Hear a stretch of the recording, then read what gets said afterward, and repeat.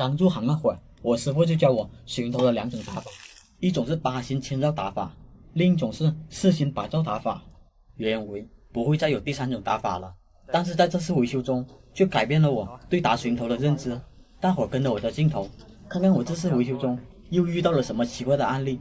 起初是这边的网络比较慢，他们就把我喊了过来。我当时先看了他们的主路由，发现主路由倒是挺不错的，加上这边的办公人数并不多，那网络卡顿应该和路由器无关了。接着他们就带我去喊卡的地方看了下，这边的负责人和我说，路由器其中一条线是接在这电脑上的，但是这电脑用起来总是非常的卡，并且还给我看了下电脑的当前速率。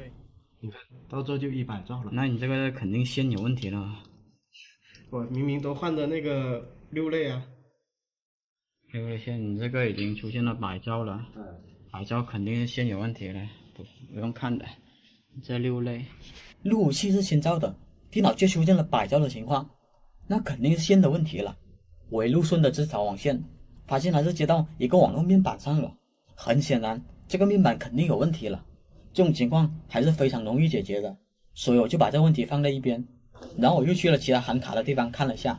这里这根线出来也很慢，然后这里是我的2台 NAS， 然后这里有个交换机，应该买的是10G 的交换，然后那根线跟外面的路由是连的。哪根是主线？这根是吗？主线，对，这根，然后连到交换机上了。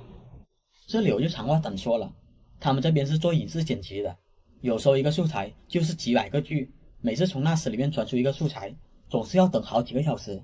为此他们还专门购买了 2.5G 的交换机，但是尽管换上了这个交换机，情况还是没有多大的变化。大概了解情况后，我就开始维修了。我感觉他们100兆的原因很大概率是网线没有打8星导致的，于是我就把它接到学习机上先对了下线。哇哦，你这个1到8都亮哦，很奇怪，居然和我想的不一样，1到8星居然是通的，这下麻烦了，8星都亮，出现100兆的情况，要么网线质量有问题，要么就是网线打错了。当时我就把网线接回电脑，再确定了下，确实100兆的速率后，那我只能去网线另一头看它是什么情况了。我用寻讯仪很快的就找到了这条网线，我大概看了一下水云头，线序是没有打错的，就打的有点不规范，但是我把它接到寻讯仪上，就发现问题所在了。哇，1、2、3、4，哦，明白了。搞定。你这边是打错了啊？既然这边的水云头线序没有错，那就是面板那边出错了。当时我就把面板拆开看了下，大伙看到没有？面板确实打错了，按照 B 类打法，6号颜色应该是绿色才对。当时我正准备重新给他们打的时候，我脑子突然反应过来，这不对劲啊！既然水云头那边6号颜色是绿色，那么这边1236的位置不应该是橙白橙绿白绿吗？怎么这边6号颜色是蓝色？而且打成了这样，网络居然还可以用，当时差点把我 CPU 给烧了。这还不是个例，后面我拆了他们所有的面板，都是这种打法。绿色跑到4号的位置了，这样网络居然可以通，真是头一回见到这种打法。当时我就重新给他们打完面板后，网速就跑到了1000兆，他们这边问题是解决了，但是这种打法我真的从来没有见过。于是我又回家，按照他们这种打法试了一番。我这边已经把蓝色和绿色调换了一下，水云头这边只是正常的 B 类打法。接着我就把它接到路由器上试一下，看看能不能正常上网。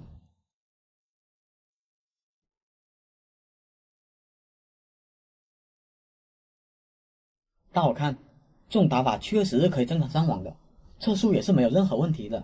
为了排除这个模块是不是有问题，我还特地试了另一个牌子的模块，但是后面测试下来也是一样的情况，但是网速只能是100兆的。后面我干脆跳过这模块，直接打水云头试了下。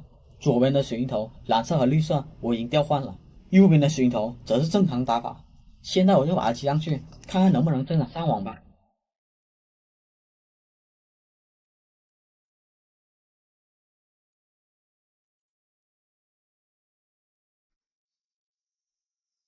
大伙看吧，这种打法确实可以正常上网，而且神奇的是，我用寻讯仪来对线，它亮的顺序居然是1236，而不是1234。这具体是什么原理，我就不清楚了。大伙可以打来试一下。这期网络故障真是闻所未闻，更别说见过了。我把网络刚给它修好，然后又马上崩掉了。就算你不接任何线的情况下，网络也能崩掉。要不是靠电脑一时死机，我压根就查不出这故障来。好了，我们就开始这期的维修之旅吧。现在是什么情况啊？外面有网是什么意思？这个有网啊，这个有网。对，是这个光猫有网。对，这个光没有网。然后这里面没网。对，就传到这个里边嘛，就各个屋里面没网。各个屋里面没网。对。行。但是你这个线都被人家拔了。你这个线都被拔了。这昨天那个小伙子收拾的。我看到你这条线是不是接光猫上的？这个是接光猫。哇，你这里还有个路由器啊？对，这是接光猫的。那这个路由器是干嘛的？这路由器是干嘛的？这个我不知道，最早就是他给做网络给做的。那这些又是干嘛的？由于之前这里有人修过，所以我就怀疑他们一开始用了就是企业路由，这个家庭路由应该是临时拿过来应急的。所以我现在先搞清楚这光猫是不是接到这个路由器上的。我先来到光猫这边，但是线实在太乱了，我也不确定光猫是不是接到这个路由器上的，所以我只能拿寻仪来验证了。通过寻仪验证，光猫果然是接到这路由器上的。那我现在就要搞清楚这路由器上面的网线都是负责什么的，以免之前的师傅把网线插了环路。我顺着左边的灰色线，发现它是接到这个大交换机上的，这个大交换机应该是主交换机了。接着我再看了一下橙色线，发现橙色线并没有接到这里的任何一个设备，而是跟随其他网线通向房间外面了，那这条线只能放在一边了。接着就到第3条线了，我看这灰色线也是没有接任何设备的，一样跟着橙色线出了这个房间，那这个也只能放弃了。既然已经知道主交换机是哪个了，那么就用电脑接上去，看下目前网络是什么情况。不过接上去后，奇怪的事就来了，我电脑总是莫名其妙的死机。我想点击这个以太网，但是不管怎么点击都点不了，而且就连鼠标也动不了了。后面我拔了网线，鼠标才可以动。当时我以为是我电脑出了问题，也就没有当回事，于是又把网线插了上去。谁能想到这才是噩梦的开始。网线接上去不久后，电脑就显示连接上了新设备。我看了下 IP， 就发现不对劲了，怎么电脑没有获取到 IP 地址，就获取到了网关？当时我还特意看了下，我电脑并没有设置静态，完全是自动获取的，那不应该获取不到 IP 地址啊。当时我就禁用网卡，然后来启用，让电脑重新获取 IP 地址。但是这时候我就发现电脑开始了第2轮的死机。当时我也不知道什么情况，只能拔了网线，电脑才能恢复过来。那时候我就怀疑是交换机对我电脑放电，但是我看了这交换机，它并不是 PO 交换机，所以我就没有当回事了。大伙记得这录像的声音，因为它每隔10分钟或者20分钟毫无规律的就响一次，这也是明显不对劲的地方。不过我当时也不知道是什么原因导致的，也把它放在了一边。电脑接上去后，我再看了下 IP 地址，发现这回连网关都获取不到了，那多半是这交换机环路了。于是我就把它给拔了，接到主路由器上，看下主路的网络正不正常。当时我看其他2条线的灯也闪得厉害，为了避免环路，所以我把这2条线也拔了。现在路由器只剩下光猫和我电脑的网线了。我看了下我电脑，网络果然就恢复了。我也测了下网速，网速是能跑到1000兆的，那应该是交换机存在环路了。于是我就开始拼路由，拼通后我就把网线接回去，看下接上哪条线网络是开始崩掉。哪成想我才接了1条，拼就超时了，那就是这条线存在环路了。这条线正好是接到主交换机上的，那就是主交换机有环路了。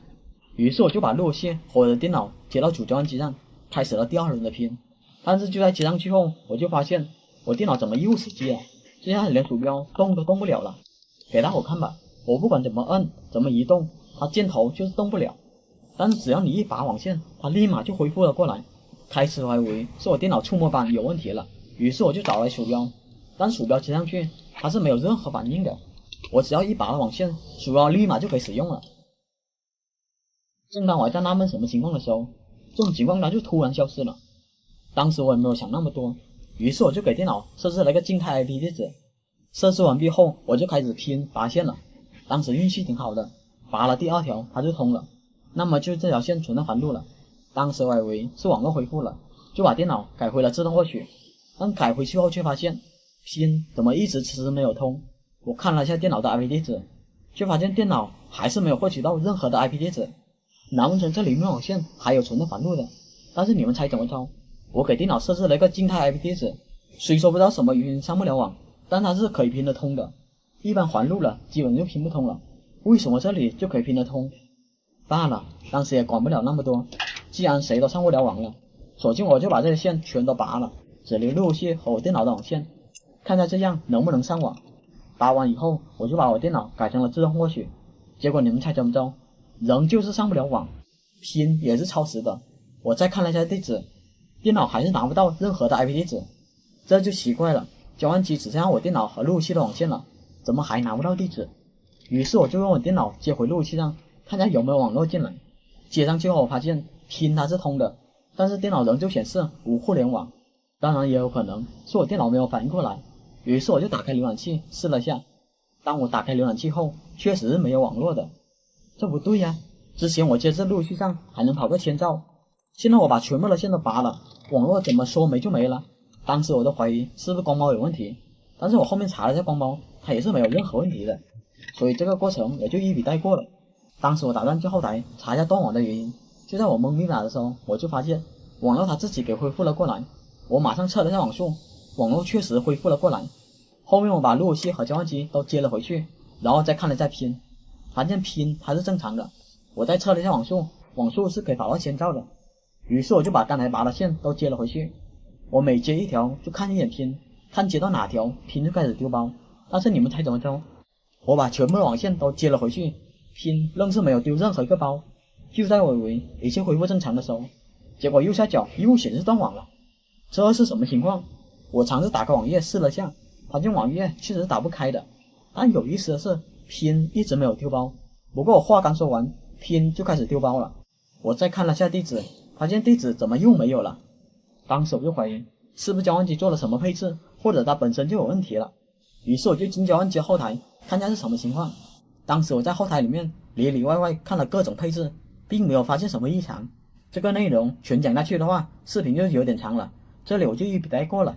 当时我也抓了包，给几个网络工程师分析，但他们也就找到几个小漏油和一些不重要的故障，就找不出这个故障问题所在。总之你现在能拼通，下一秒它就拼不通了。还有这个录像机也是非常的奇怪，有时候10分钟响一次，有时候20分钟响一次，甚至有时候没有规律的响。当时我也没招了，但是这时候我就想到，我之前每次插网线的时候，电脑总会死机，这应该是哪里漏电了。